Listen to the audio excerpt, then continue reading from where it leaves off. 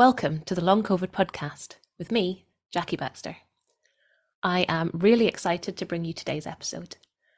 Please do check out the links in the show notes where you can find the podcast website, social media and support group, as well as a link to buy me a coffee if you are able.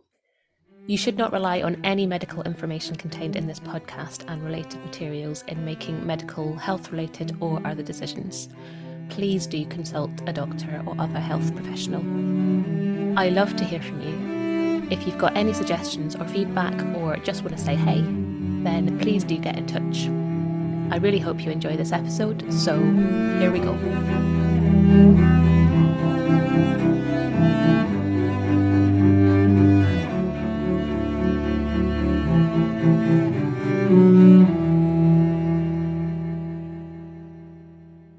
Hello and welcome to this episode of the Long COVID podcast. I am delighted to welcome back Carrie Bailey, who is a functional nutritionist, and hopefully you have heard our previous episode from last week where we sort of set the scene and talked a whole load about digestion and nutrition and sort of in the context of long COVID and ME/CFS. So that's a really good listen if you haven't caught it yet. Today we're going to dive into a few topics that we sort of mentioned right at the end and then went, oh, no time. So we're going to have a look at supplements, certain diets and intolerances and how to kind of approach that. So that is the vague plan for today. Welcome back, Carrie. It's so nice to see you again. Thank you, Jackie. It's awesome to be here. So for anyone who is tuning in new, can you give us the 30-second version of who you are and what you do? Sure. My name is Carrie Bailey. I am a functional nutritionist. And what I do is I specialize in helping people with long COVID to recover, to use food, supplements, herbs, and things like that to actually heal from long COVID and also for weird mystery symptoms, because most people's long COVID is a conglomeration of a bunch of weird mystery symptoms. Yeah, absolutely. Yeah, that sort of mishmash of how does this all fit together? And trying to solve that puzzle, I think, isn't it? Yeah. So, supplements. Now, I had this experience, and I've seen plenty of other people say similar on support groups and Twitter and everywhere. What supplements should I be taking? And, everyone adds a new one to the list, and you think, oh, I'll take that one as well. And before you know it, you're taking 20, 30 different supplements. You rattle like a pill bottle, and you don't actually know what any of them do. So, how should one approach supplements? What would be your kind of advice there? And I know that is a total rabbit hole, isn't it? It is because here's how I think about nutrition in general is it's bio-individual, Mm. right? When I'm working with if I'm working with Jackie, I'm working with Jackie. I'm not working with long COVID, right? And Jackie is unique and she might have other issues besides long COVID. There might be things like adrenal fatigue or digestive issues, as well as the neurological issues. She might have pain. And so what I would recommend to you would be different than I would recommend to someone else, right? I don't go by, there's no blanket protocol. Like if there was, and somebody put out the blanket protocol and you follow the blanket protocol, it would be amazing, right? Everyone would heal, but it just doesn't work that way. Everybody's unique. So going back to, I think it's important to start with the foundation of what's behind long COVID and getting into root cause. And then from there, we can vary into the approach with supplements. So behind long COVID is viruses or other pathogens. It could be H. pylori, it could be E. coli. These are unwanted bacteria. And then there's also toxins, right? We're all exposed to environmental toxins, whether it's pesticides, herbicides, plastics, heavy metals, mercury, lead, etc. And so understanding that concept that we want to get those both out of the body, right? And support the body as a whole, right? So from a supplement standpoint, I like to think of it as building the foundation. I believe in the principle of when you give the body what it needs, it can heal. So one of the things that someone with long COVID needs is a strong immune system, right? Because their body is being attacked by a virus and unwanted bacteria, a mix of, a beautiful selection of who knows what, right? That's out there. And that's how the symptoms is what guides us as to what's going on. And so we want to give the body a strong immune system so it can fight the virus for you, right? And then there's things that you just need to clear detoxification, to clear waste. So there's certain supplements for that. So I like to build the house with a strong foundation. So I don't believe in just going, okay, let's take this thing that kills the virus and take it, because you need more than that, right? You need the immune system. So starting with every cell in your body, in order for it to detoxify, you need the B vitamins. I like the strain like B1, B2, B5, B6, B9. You need all of those. Some people don't tolerate methyl B vitamins, and so you have to be careful with those. But there are B vitamins out there that don't have methylated B vitamins in them, if that makes sense. But the one B vitamin that everybody needs and almost everybody's deficient in, and I'm just getting ready to release a video on this for YouTube, is called B12. And B12 is a special nutrient that is so critical for your nervous system, for your liver, for your brain to operate. It's very protective. It helps to detoxify. It does everything.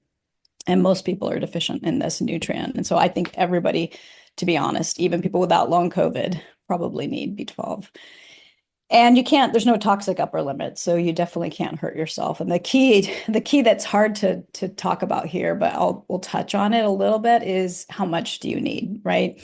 And I would say you might need as much as 5,000 micrograms a day, which is a lot, because I don't know if you guys in the UK have a recommended daily allowance, but in the US, we have this thing called a recommended daily allowance. And I think in the US, it's like 50 micrograms. So you can imagine 50 versus 5,000. You would think you were getting enough B12, but in essence, don't look at that part to figure that out. So B vitamins. The other nutrient that's often deficient for people that is kind of important for a lot of enzymatic reactions in the body is magnesium. And I like a glycinated magnesium just because it helps with everything, deficiencies, and it addresses everything there. And so those are the kind of the two starter nutrients that I would say. And then from there, so to support the immune system, I love vitamin C. But the thing about vitamin C that's important to understand is that, again, I'm speaking mostly to the US, but in the US, 99% of the vitamin C out there is made from genetically modified corn. It's called ascorbic acid, and it's not helpful. You don't want to put anything genetically modified in your body. Your body doesn't know what to do with it. Your DNA doesn't like it. And so you want to put a buffered vitamin C in there, something without ascorbic acid. So you can look for like an ester C or a buffered vitamin C. And then again, on that, you might need as much as, I don't know, 4,000 milligrams a day or more. It just depends on, again, what you've got going on. But I find that most people are actually, when you look at some of the symptoms of long COVID, they're the same symptoms as scurvy. You remember scurvy is like the deficiency in vitamin C, right? When nobody's diagnosing a scurvy, right? They're diagnosing long COVID. So that vitamin C is important. And then the other one that kind of goes along with that is zinc. Most people are deficient in zinc. And again, I like a zinc sulfate would be my favorite form. It means it's got a sulfur compound with it, and it just helps with detoxification. It helps clear copper, like toxic copper, like not the trace mineral copper that you need in your fruits and vegetables that you're going to get, but you need to get rid of the toxic copper, which a lot of people have. So if you've got anxiety, other mental health issues, you might have too much copper. So that zinc sulfate is going to get rid of it. And again, how much to take? Usually you don't need as much as other forms of zinc. So maybe 7 milligrams twice daily or something. And then the backup to that would be zinc picolinate. That would sort of be the backup zinc that I would recommend. And that comes in capsules in like 15 or 30 milligrams. And then The other thing that's really important for the immune system that I find most practitioners miss is lysine.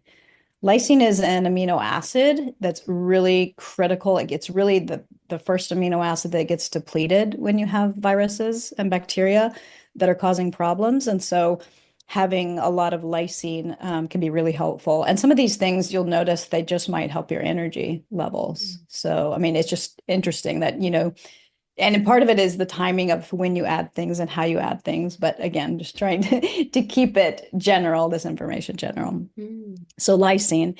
So again, lysine, you might need, I don't know, 2000 milligrams twice daily or more. Again, everybody's different.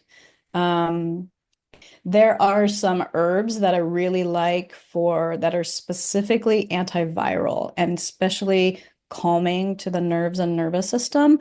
One is lemon balm. And lemon balm is great. You can find it in a tea, you can find it in a tincture. It's really important that your tinctures do not have alcohol in them. It's really important because the two organs that are most at risk in long COVID is your brain and your liver, right? And even though I think we're starting to learn that, oh, a glass of alcohol a day is good for you is bullshit, to be honest, right? And it's not good for you. And so the more alcohol that you consume, like the harder it is on your brain and your liver. So especially someone with long COVID.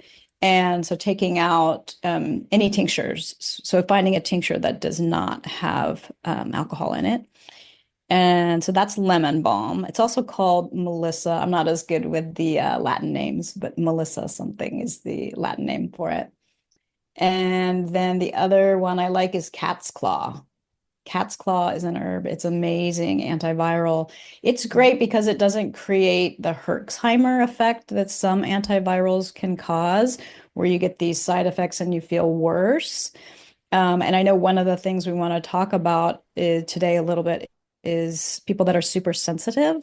So some of these things you might need to literally start with a drop if you're super reactive, or if you find you have a strong reaction to these things. It doesn't mean that's bad for you. It means you need it, but you just need to go slower. So maybe you put literally a drop on your skin and let it absorb into your bloodstream.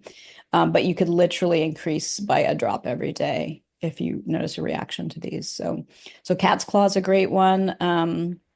Again, you can find this in tea form. You can find it in a tincture, alcohol-free tinctures. I guess it really just depends on your symptoms. Sometimes if you have a lot of adrenal fatigue, so sometimes people with long COVID have fatigue, and sometimes they have fatigue and adrenal fatigue. These are different physiological things that you might not necessarily feel different in your body, but chronic fatigue is more neurological in nature, whereas adrenal fatigue has to do with your adrenal glands that sit on top of your kidneys. And that can be like too much adrenaline. So a lot of go, go, go. Remember, Jackie, we were talking before we got online about how you're like running around doing all these things, which is great. You have the energy to do those things.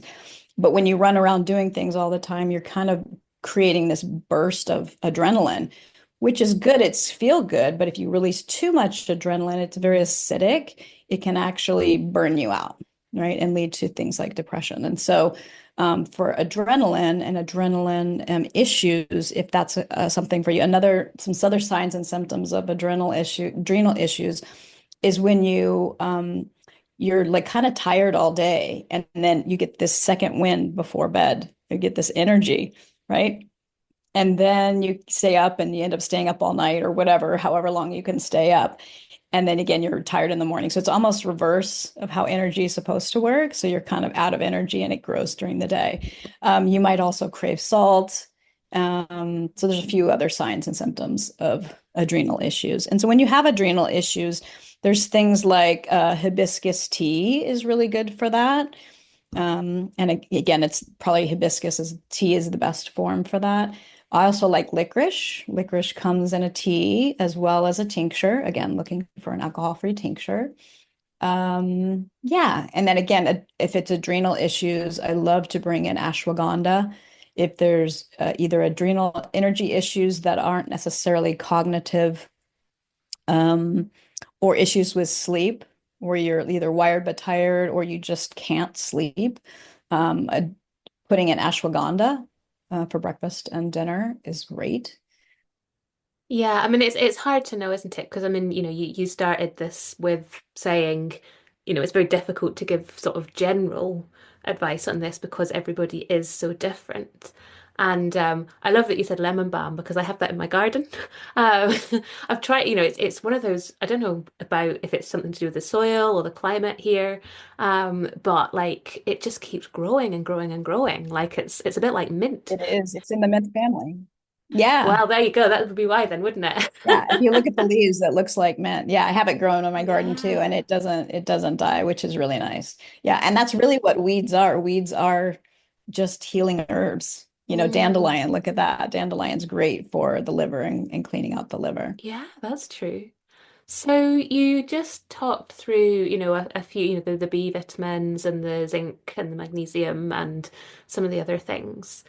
And you said most people are deficient in them, or certainly most people with long COVID, but actually quite a lot of people without long COVID.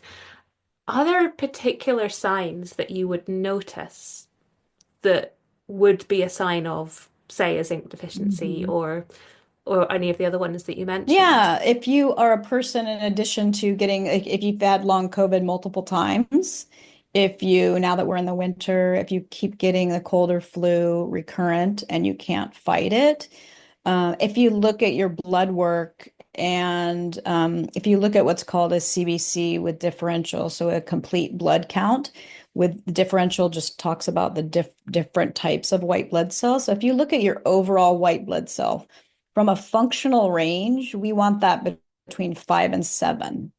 And so, if for some reason your white blood count is at 9 or 10, that usually an indication that you have some kind of infection in your body, right? And that your immune system is working hard.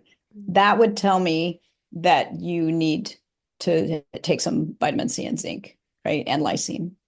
Also, if it's below that, so if it's below 5, if it's 4, that tells me you've had a chronic infection in your body for a really long time and that your immune system is now suppressed. In other words, you don't have enough immune cells to fight the fires that are in your body. And so you need more. So you need more support, the vitamin C, zinc, and lysine for support. And then within that, you can look at the actual, sometimes the white blood count looks normal, but then the neutrophils, which is a type of white blood cell, is out of range, right? Too high or too low. And the ranges that I'm referring to are functional ranges. The ranges on your lab work are more about conventional medicines, cancer and like bigger diseases they're worried about. But we want to look at optimal health. So our ranges are a little bit more narrow. But one pattern that I see a lot when there's a very heavy viral load in the body is that the neutrophils are high and the lymphocytes are low. Again, on the low end of the range or the outside the range, and the neutrophils are high on the high side of the range. So that is a pattern that I see frequently. And then the other ones like basophils and eosinophils, those can just indicate either that you have adrenal fatigue or your liver's not working, or that there's some kind of pathogen in your body. It could be a parasite in your gut. It could be anything, right? And so those are some indications. We'll be right back. I'm interrupting myself for a second to tell you about long COVID breathing. The fabulous Vicky Jones and I have teamed up to bring you long COVID breathing. We are both passionate about sharing our expertise and experience of the breath and how incredibly helpful that can be with long COVID. We've worked together to develop a course that is specifically tailored to those with long COVID. It's a 6-week course with 12 sessions, all delivered online. The community feel and learning that we're all sharing is such a joy. To find out more information and to sign up for our courses, workshops and other shorter sessions, please check out the link below, longcovidbreathing.com, or email longcovidbreathing@gmail.com to start your breathing journey with us.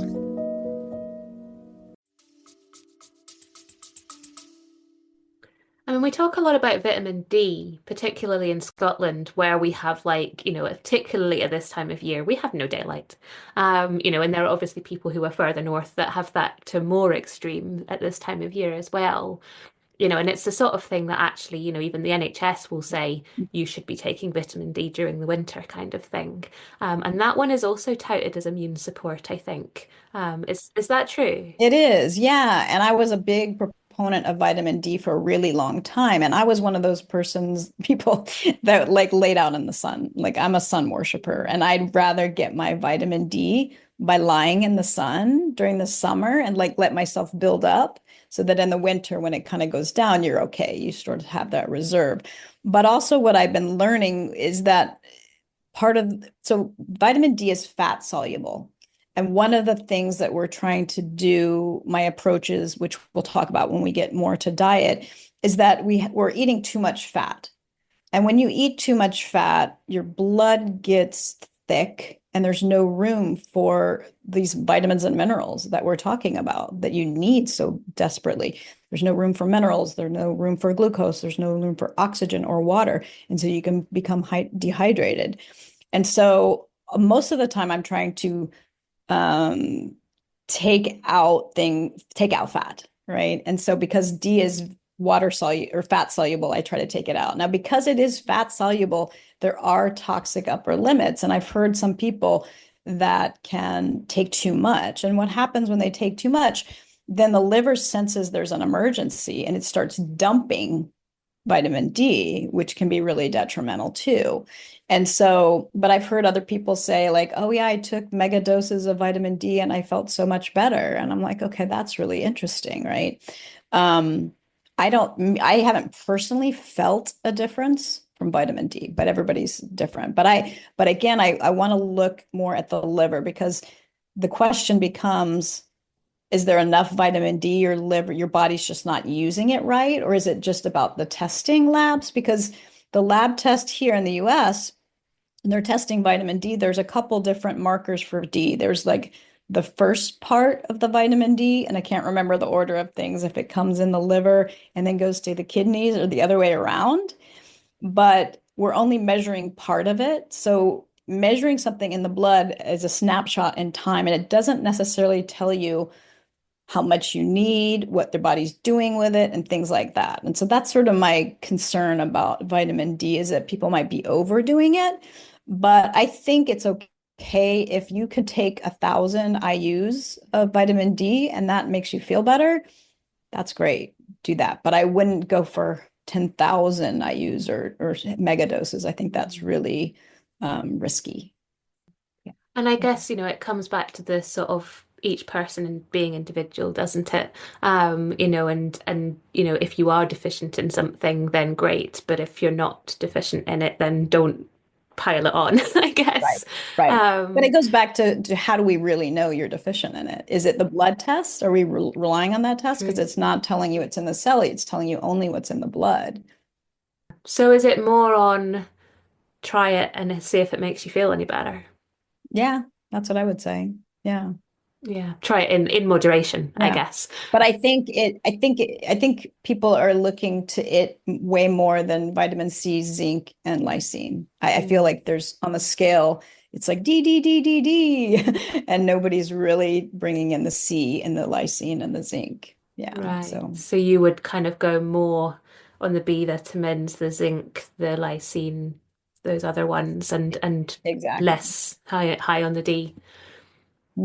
And then track symptoms. That's really what I like to do is I find that tracking symptom is much more effective than Mhm. testing because tests are true but partial. There's no one or collection of tests that's going to give you all the Yeah. answers, unfortunately. I wish there was.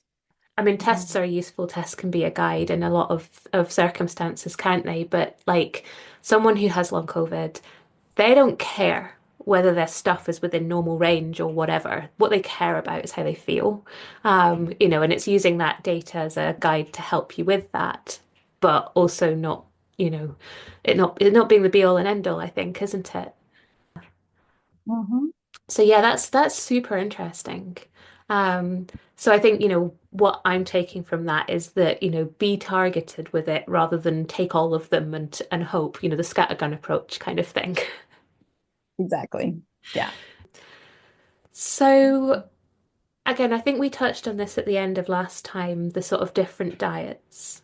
And, a lot of people Mhm. have talked a load about the low histamine diet. Some people say it helps. I gave it a try. It didn't do anything for me. But that doesn't mean it's not helpful for some people. And then there's things like paleo and keto and carnivore and FODMAP, I think you mentioned. And there's probably 100 more that I haven't thought of. And I think we sort of touched on at the end of last time, you said, some of them might be useful, but they shouldn't be long-term diets. But where would you sort of advise people? Would it be a certain diet? Would it be on symptoms? Would it be try this for a bit? And how would you know which one to try? Yeah. Well, I just like to pull out some of the big ones I like to pull out are what you would call, so there's as far as elimination diets in functional medicine, there's a couple different kinds. There's just a basic elimination diet, which is taking out gluten and dairy, which Mhm. almost everyone's feels better when they take out gluten and dairy. So from another perspective on that is that gluten feeds viruses and unwanted bacteria. So you don't want to feed something that you're trying to kill that's growing in your body and replicating, right? You want to kill it. And so getting rid of gluten is usually a game changer for some people. Some Mm. people don't notice a difference, but they will over time. It just takes longer to get out of their body. And dairy is one that I like to pull out because, again, it feeds viruses, but it's also, and we touched on this, I think, a little bit last time where we talked about that fat sugar combination. I know I was trying not to go down that because it's a big rabbit hole. It's a deep rabbit hole, but um, sh dairy is the combination of sugar. You've got lactose and fat. So it is always in and of itself sort of a violation of food combining, right? So and then the other thing about dairy is that not only does it feed pathogens, it creates, uh, helps the body create mucus. And that mucus becomes a hiding place for the pathogens. So they can hide along your digestive tract, your lining. All that mucus is they love it. They're just like, oh, like I can hide in here. My immune system can't find me and things like that. So I like to get rid of dairy. And then eggs is another one. And I don't know if it's because they're using eggs to grow or test. I know there's eggs in vaccines. So there's a lot of eggs that show up on a lot of food intolerance tests. And so, yeah, eggs is one that I like to pull out too, because I just find people feel better without eggs. And then from there, I like to, so the basic elimination, as we talked about, was just gluten and dairy. But from an expanded diet standpoint, expanded elimination diet, in addition to gluten and dairy, pulling out eggs, soy, corn. I like to pull out vinegars. So I'm not necessarily about low histamine, but there's certain key things that drive histamine, like vinegars. And vinegar kind of pickles your liver as well as salt. Too much salt will pickle your liver too. So if you're having a lot of salt, and it's these foods are also very addictive, right? Putting those things in. And then there's any kind of, obviously we don't want to eat processed food as much as possible. We want whole foods. But then, if you've lived on processed food your whole life, it's hard to go cold turkey on that, right? So it's sort of trying to find the middle is trying to avoid things like citric acid. Citric acid is one that you're going to find in a lot of condiments. You might find it in jarred or canned tomatoes, even organic tomatoes could have citric acid. And citric acid is a problem because it's a flavor enhancer. Mm. It's made from genetically modified corn and it's grown with mold. So if you're a person that's got mold at all in your background or triggered by mold, like you definitely want to stay away from citric acid. And so I think that's sort of where the low histamine diet kind of comes in is a lot of times they'll say avoid citrus. And I don't think avoiding citrus is the issue. I think you want to avoid citric acid. And citric acid is not just on the food labels. And again, if you're buying a can of tomatoes, that's seemingly a pretty much a whole food, ideally, right? But not with the citric acid in it. Mm. And so you just want to read the labels and make sure that it's not in there. It can also be in supplements. It can be in, again, all your condiments, salad dressings, um, flavor enhancers. So just reading the labels, I think, is really important. And not only avoiding artificial flavors, but avoiding natural flavors too, because these can be, in the US anyway, under our labeling system, natural flavors can have MSG in it. And MSG is an excitotoxin for the brain, and it's very addictive. And MSG, which is what basically what natural flavors are, build up in the brain, and you're going to cause more neurological issues. So avoiding those types of things. So yeah, so pulling out, that's pretty much what I pull out, as well as again trying to bring awareness to how much fat you're eating and trying to reduce fat overall, because again, thinking you can't get the nutrients in your body that you need and you can't get rid of the toxins that you need if there's too much fat in the system. And it's amazing, isn't it, how much crap is in foods that we think are good. And I'm going to be making much more effort to read labels, I think, from now on. And you almost have to keep doing it because, at least again in the US, they'll change labels and they don't have to tell you on the label that we changed the ingredients that are in here. So always just reaffirming. It's like, oh, I've been buying these for 2 years. It's okay. Just reaffirm. Yeah, that's interesting. Mhm. And it's interesting as well about, you were saying with the low histamine diet, for example, it's not necessarily all histamines. It's certain sort of particular bits that might be causing the problem rather than the whole shebang kind of thing. Exactly. Yeah, yeah. And don't avoid a food just because it's in a category of food. And I've had similar experience with clients or working Mm, with fellow other practitioners who are like, yeah, put them on a low histamine diet and they got worse. And I'm like, okay, that's not good, right? So that's what got me curious trying to figure these things out. And so, mm, is to me, a banana is a very healing food, but you don't want to put it with peanut butter or sun butter, because that's fat. So you're mixing the two.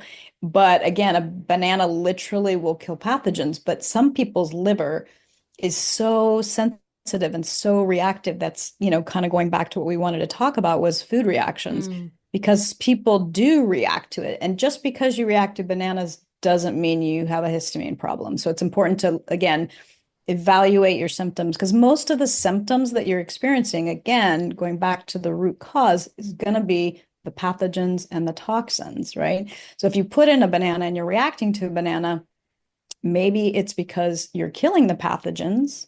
And like a skunk or something else, it's going to give off a poison when you start killing it, right? And so then mm, this is where people get a little bit confused, understandably, right? If you're killing something with a banana and I feel worse, then why would I eat that banana? And I'm like, well, think of a banana again like a healing food and think of it like a dosage. Okay, if a whole banana doesn't feel good, can you have a quarter of a banana? And does that feel okay, right?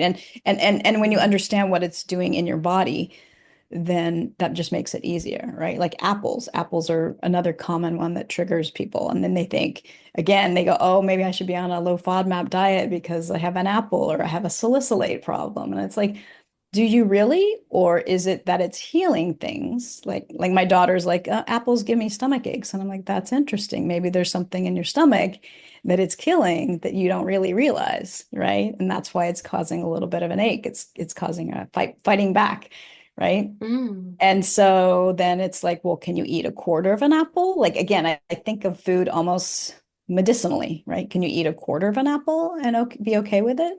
Right? Then can you put a quarter of an apple in every day and then see how you do, right? Then later, can you increase to a half an apple and a whole apple? So that's kind of my approach. Same with, similar to supplements. It's just taking it bite by bite, step by step. When you understand, again, the framework of what's healing you versus what's hurting you.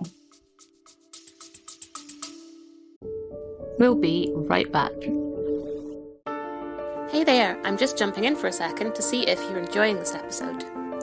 If you're finding it useful, maybe you would consider sharing it somewhere, a friend, a group, or even on your Twitter feed. If everyone was able to share just once, we'd be able to get this information out to even more people who really, really need it. so please consider sharing somewhere if you possibly can. I hope you enjoy the episode, and thank you so much.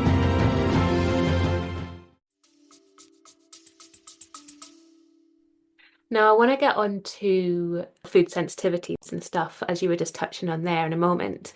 But before we go there, going back to your point about taking out things like gluten and dairy, which I think when you said taking out dairy before, and we both agreed that cheese was going to be the problem there.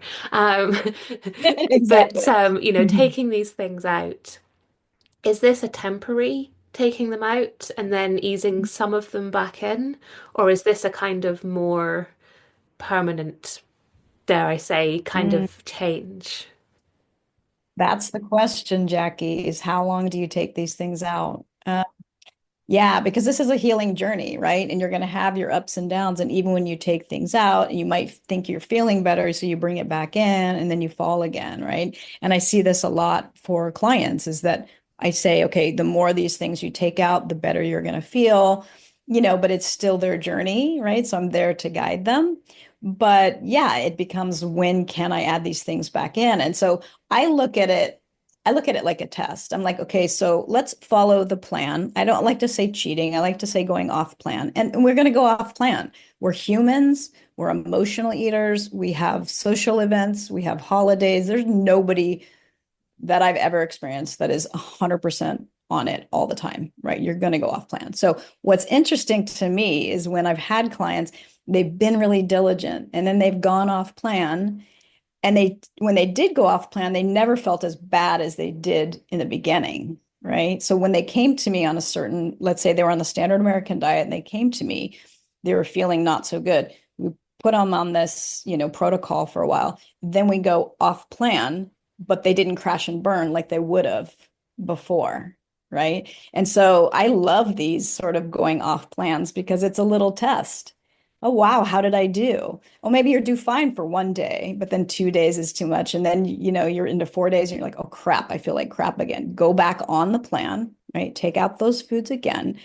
And it just takes time because healing takes time. First is because you might actually be able to get rid of your symptoms, right? But do you feel 100%? Usually people don't feel 100%, right? There's still little indications that there's still stuff going on.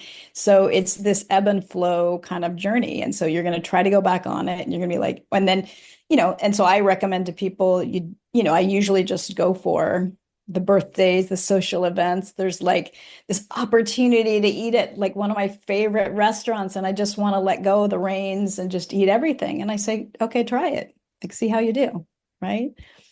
And everybody's different, and everybody has to follow what works for them. So you're gonna know in your body, in your feelings. So that's one of the things that I try to get people is in touch with their body. Like, how does that feel in your body, right? Because it's ultimately you that has to decide what to eat and what not to eat. I'm just your guide, right? And so I'm here to guide you. Yeah, so it's coming back to what's important, I guess, isn't it? To that person, you know. Yes. And I did try cutting stuff out and it didn't make me feel any different. But I do notice, like, if I have a really massive ice cream, and I love ice cream, I notice that little bit of mucus in the back of my throat afterwards. And, it doesn't make me feel ill or uncomfortable, and it doesn't cause me any problems at all, really, other Mhm. than maybe around the waistline. I notice that in my body. So it's really interesting, that kind of new awareness, isn't it? That, okay, maybe this isn't a problem if I have an ice cream occasionally, but if I were to eat ice cream 24/7, which I think even I wouldn't want to do, that where maybe it would be. Yes. So it is very interesting, isn't it? And I suppose, it comes down to, yeah, how important is it that you have that birthday cake, Yeah. that you have that meal, and at what cost? Yeah. But it's also very individual to each person, how much they can tolerate of gluten or dairy or whatever. Yeah, for sure. So we were going to go on to, weren't we, the sort of like food sensitivities, which was where we were sort of heading just there. And you said about, starting with the banana or the quarter banana or the apple. Um, and I suppose what I'm curious about is, you said maybe you sort of feel a bit off, but can you tolerate it and can you do a little bit and then build it up? what's the difference? How would someone know in their body whether it's something that actually is bad for them for whatever reason, or actually that you just need to ease yourself in for? Is it just that apples are good for everybody, you have to ease yourself in, or are there people who actually don't get on with apples and shouldn't try to ease themselves Mhm. into it? That's a great question. I think, again, I think that most fruits and vegetables are healing foods. Right. And again, it just depends on the order that you put them in, what other foods what you're combining with. And so it's really, it's again, it's a really just trying to get someone to feel in touch with their body. Like, what does this feel like, right? Like, if your throat is closing, like, yeah, don't eat that food, right? Or I have a client who I was trying to get him to have lemon water every morning, and he was trying it, and I tried a whole lemon. Okay, that didn't work. Okay, back down. Can you just put in a quarter lemon? Okay, that still doesn't work, right? And it was burning him, but he was still doing it. And so then he came to me and I said, we need to take it out. It should not cause burning, right? That's not okay. We can try it again later, right? It's just not a food that your body is ready for. It might be the most healing food on earth, but if it's causing you to itch or have a rash or be physically uncomfortable, Mm. especially pain, then take it out. We'll try it again later, right? And Mm. just try like what else can we put in that isn't causing problems, right? So Right. trying to find those foods. And there are some foods that are similar triggers that I notice that again are like potent healers like garlic or asparagus or spinach or tomatoes and sometimes those things people unfortunately most people put in, oh, it's a tomato, I must have a problem with nightshades, and I'm like, no, actually, tomatoes are really healing food. So the nightshade thing, I don't really believe in that one. Similar with oxalates and salicylates and all those things. Those are more, again, they're categories of food that people think is the issue, but it doesn't make sense to cut those out for long term. It's like you got to question, you got to dig deeper, like what's underneath there. And again, going back to the pathogen, it's like if it's pathogen, let's kill the pathogen and, get those foods in. So. So I was gonna say, what's the difference? I'm not sure that's quite what I mean. We have intolerances and allergies. So some people, peanuts are the obvious one, aren't they, that everyone talks about, but there's all sorts of allergies. I didn't even realize that celery apparently is quite a common allergy.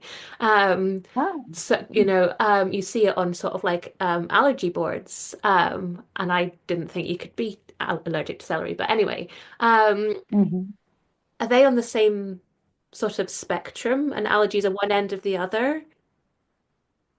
I think of them on the same spectrum. Yeah. I think if it's, it's not quite like being pregnant, you either are or you're not. It's, can you tolerate this food? And if so, how much? And I think the same thing with Mm, celery, right? Like, and I think again, sort of the celery juice movement is a big thing. And I think it is really healing food. But yes, some people are going to react to it. So again, how much celery juice did you have and what did you react to, right? Can you start with like 2 teaspoons or I mean, two ounces of celery juice and do you react to that? Um, and again, I think the trick is so that's part of the vagus nerve is that when you're going into anaphylactic shock, right? That's the vagus nerve and that's it closing up in that spot, right? And so, is it a true allergy? I do believe there are true allergies to mm, foods, right? And I would definitely send somebody out to an allergist for that. I'm not allowed to diagnose or treat or things like that, right? But throat closing can also be on the spectrum of intolerance, not necessarily allergy. But I think it automatically gets put into allergy, if that makes sense. If someone has so much histamine and so much toxicity and things like that going on in their body, yeah, their throat might close for a lot of mm. reasons. Like, again, tied specifically to vagal nerve inflammation. Right. So it would be a case of improving that vagal tone and that resilience through that might help them be less intolerant. It's actually the virus is attacking the nerves. The virus attacks the nerve itself.